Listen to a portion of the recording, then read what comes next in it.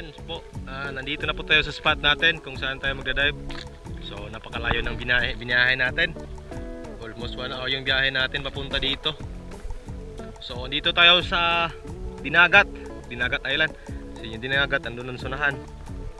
So andito tayo sa tapat ng Danawan. Ayan yung Danawan. At yung Sumilom naman, yung nakaraan, dun tayo. Yung Surigao City, andun malayo na. So try natin dito sa malayo. Baka may tangigi dito. Pelagic hunting tayo ngayon gamit yung decoy natin. Pero kapag wala naman, lilipat tayo dun sa may Basol, dun sa Surigao at malapit sa Surigao City. So tatry natin dito. Ikipagsapalaran tayo dito guys. Kailangan talaga eh. Dun kasi sa malapit sa amin, bihira na lang kami makapana dun ng mga malalaki. Tsagaan na lang talaga. So try natin dito. Kahit na malaki yung kinonsumo natin, subukan pa rin natin, baka makabawi tayo. Pero kapag wala, eh wala tayong magagawa dyan. So sana bigyan tayo ng biyaya ng Panginoon. At palaging pag-guide sa atin dito sa pamamana. So solo dive tayo ngayon, kaya delikado. Wala tayong kasama.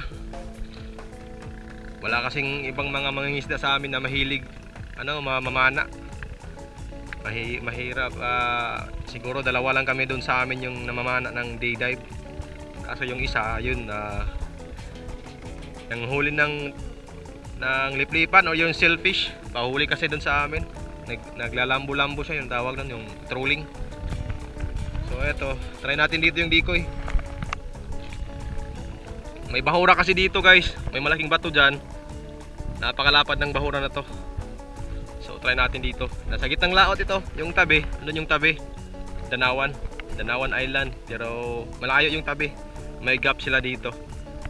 So dito may bahura dito. Arayan natin yung decoy natin dito, mga 4 na dipa.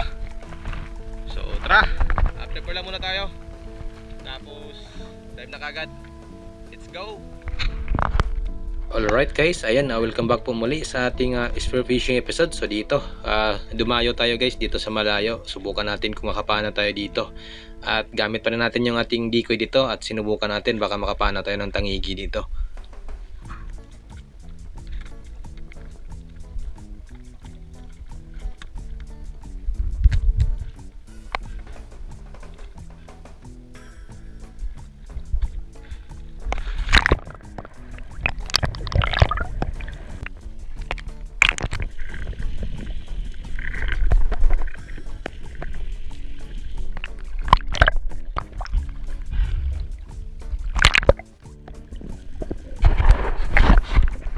Matapos kung mailod guys yung ating rubber, may nagpakita dito isang king mac. Dumaan sa decoy natin. Kaya dali-dali kong chinis down, baka mapana natin to. Kaso ito yung nangyari.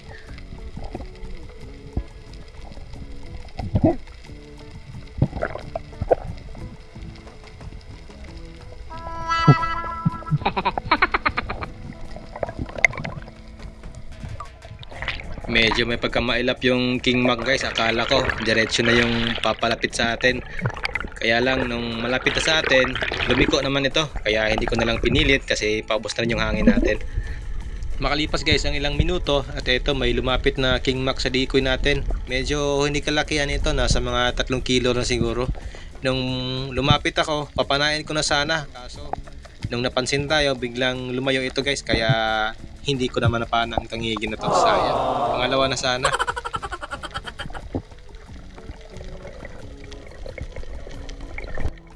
After neto guys, nag-dive pa naman ako dito. Kaso wala na pong tangigi na nagpakita dito. Kaya lumipat agad ako ng ibang spot at pumunta ako doon sa may Sumilom.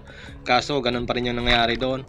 Walang isda na or king mac na nagpakita dahil malakas po yung agos sa spot. Kaya lumipat na naman ako ng ibang spot.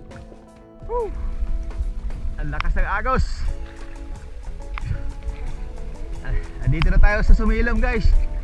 Ayun yung Sumilom. Kanina doon tayo sa Danawan. Sayang yung tangigi kanina, mailap. Dito naman wala nagpakita. Malakas masyado yung agos dito. Lilipat na lang tayo sa may tabi. Doon tayo sa may Basol. Doon yung Basol, Doon tayo magda-dive. Mabiyahe pa tayo. Try natin dito kung may GT pa. Dito wala, malakas yung agos. Malaki pa yung alon dito.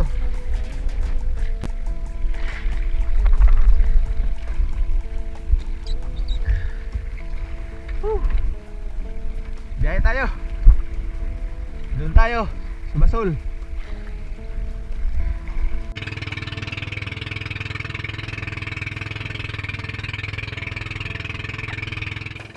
Pagkarating ko sa spot guys, nag-dive kaagad ako dito. Bale itong spot na to, dito ako nakahuli ng mga GT dun sa previous video ko, kaya sumubok ako dito at baka may GT na magpapakita sa atin.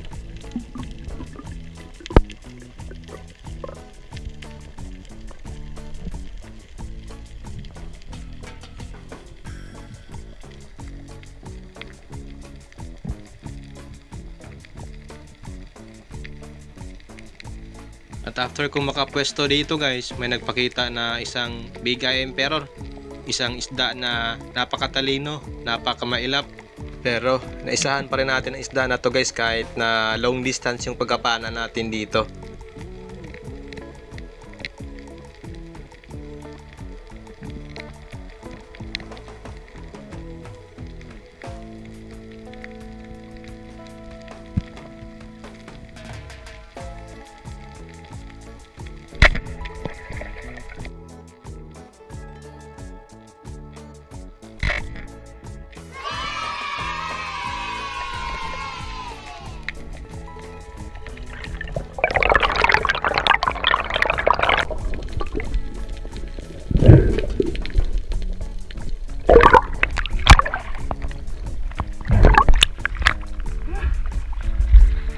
Napakailap na isda. Buti na lang naabutan pa natin. Big Eye Emperor. Isa sa napakailap na isda.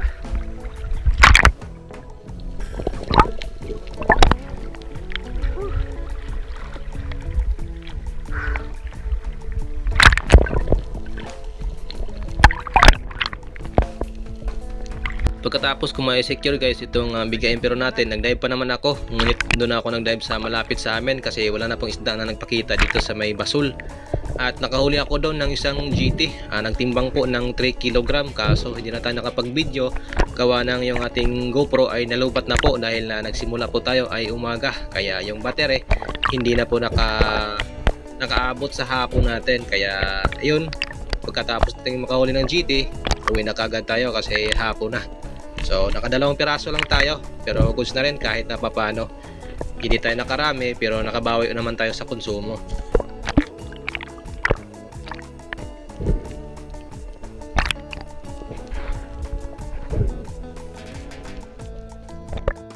Makalipas guys ang 3 araw, eto balik na naman tayo sa pagdadayo natin. So yung spot na pinuntahan ko dito ay dito tayo sa Hinatuan, doon sa unang spot ko na nakapana ako ng King Mac na tinangay yung ating shafting pati yung line natin. At dito nga, hindi pa lang tayo nagtagal, may nagpakita na isang King Mac at lumapit sa decoy natin. Eto, nasa tamang range na po, kaya lang yung pagkatira natin dito ay napababa natin, kaya yung nangyari, napunit.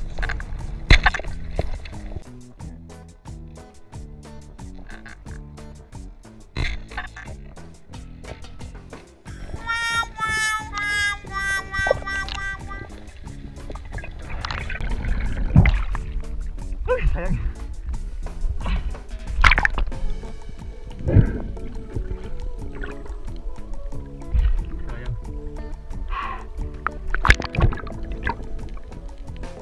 At makalipas pa guys ang ilang oras, wala na pong nagpakita na King Mac. Bali yun lang po yung nagpakita sa atin dito, isang King Mac. Kaya nung humina yan yung agos dito, nag-dive na ako dito sa may Bahura. Sinubukan kong mamana dito sa mga ilalim ng bato.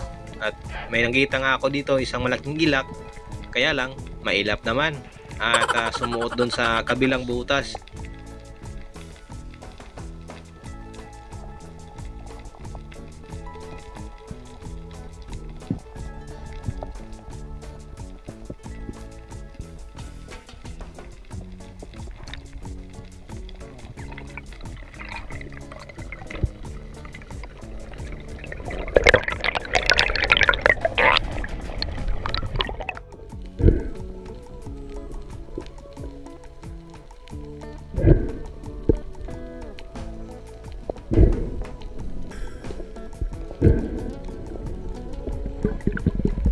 sinubukan ko guys mag-ambush dito sa may gilid ng malaking bato. Kasi duda ako dito baka may mamaw na nasa ilalim na paikot-ikot lang.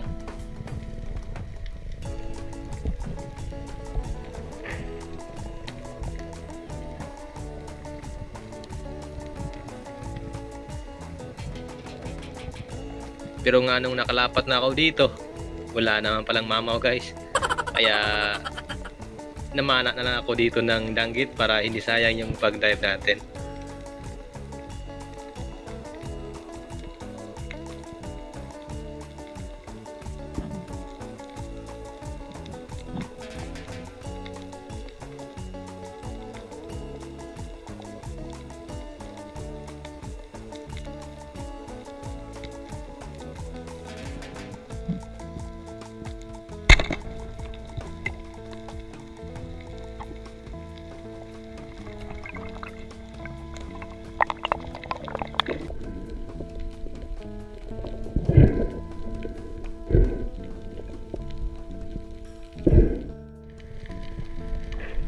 Habang nasa taas ako dito guys, may napansin ako. Grupo ng mga ilak, mga good size na. Halos 1 kilo na yung pinakamalaki dito. Kaya sinubukan kong mag-ambush para makapana tayo ng 1 piraso dito.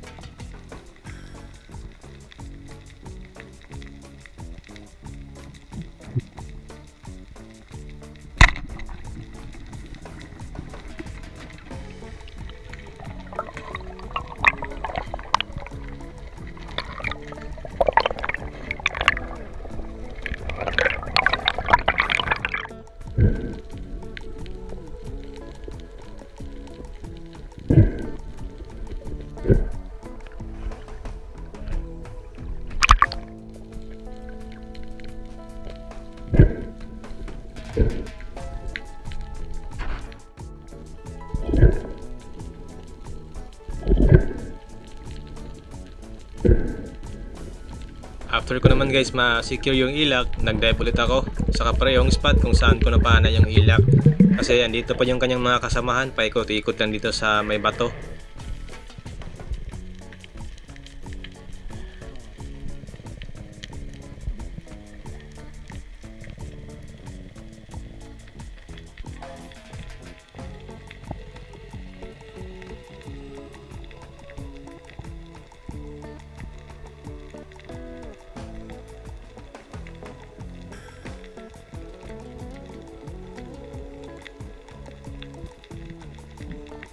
Kaso ayaw lumapit ng mga ilak guys, kaya hindi ko na lang pinilit. Marami sana mga slick unicorn dito, kaso hindi pa po talaga ganong kalalaki. Mga undersize pa po, na sa mga 400 grams, 300 grams pa siguro yung mga unicorn na to, kaya hindi ko pinana.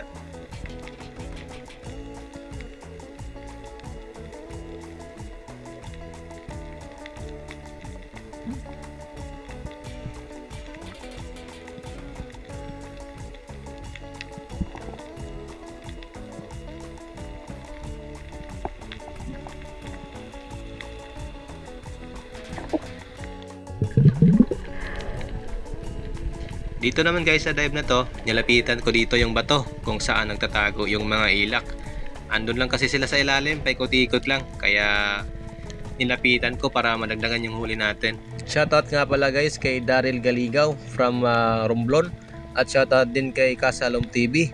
Shoutout din po kay Loria Vidal, watching po from Mountain Province, at kay Asyung Zandara, watching from Italy. Shoutout din kay Johnny Haiktin at kay Giovanni Joseco ng Taguig, Manila, at shoutout din kay Miko Nakano.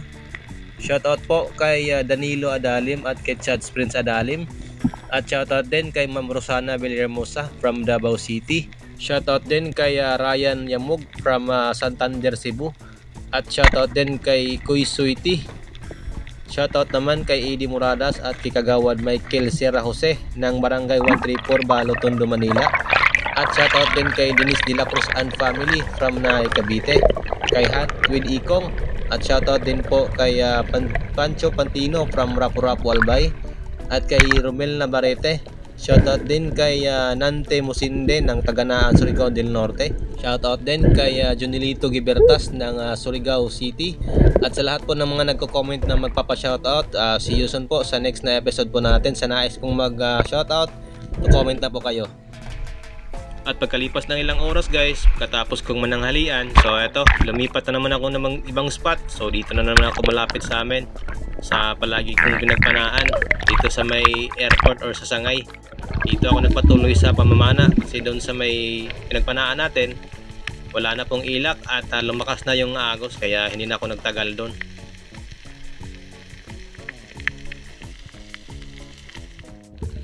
Sa unang drop ko dito guys, walang lumapit, kaya nag-move ako dito, ako sa may baba na, sa may malalim na area kung saan ako nakapana dito ng ilak. So ito yung panghuling video natin dito guys sa spot na to. At pagkatapos nito ay nag-shutdown na po yung GoPro natin, kaya yung ilang mga nahuli natin dito ay hindi ko na nabidyohan kasi yung battery kasi nito ay nagsimula tayo nag-vlog ay madaling araw, kaya hindi na naabutan pa ng hapon. Ito lang yung panghuling video natin at panghuling isda na napana ko or nabidyohan natin.